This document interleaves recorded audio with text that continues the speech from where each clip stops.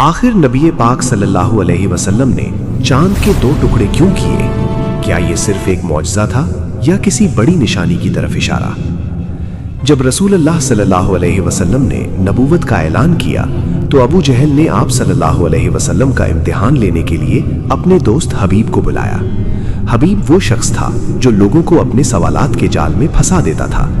उसने रसूलुल्लाह सल्लल्लाहु अलैहि वसल्लम से कहा, अगर आप अल्लाह के सच्चे नबी हैं तो चांद के 2 टुकड़े करके दिखाएं, क्योंकि कोई भी जादूगर इंसानों पर तो जादू कर सकता है लेकिन आसमान के अजराम पर नहीं।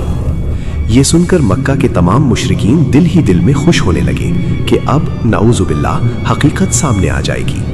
तब रसूल अल्लाह सल्लल्लाहु अलैहि वसल्लम एक पहाड़ पर तशरीफ ले गए और अपनी उंगली मुबारक से आसमान की तरफ इशारा किया। अल्लाह के हुक्म से चांद 2 टुकड़ों में तकसीम हो गया। ये मंजर देखकर मक्का के मुशरिकीन दंग रह गए। आज की जदीद साइंस के मुताबिक भी चांद की सतह पर एक तवील लकीर रिल मौजूद है जो इस बात की अक्कासी करती है कि जैसे चांद कभी टूट कर दोबारा जुड़ा हो। बेशक अल्लाह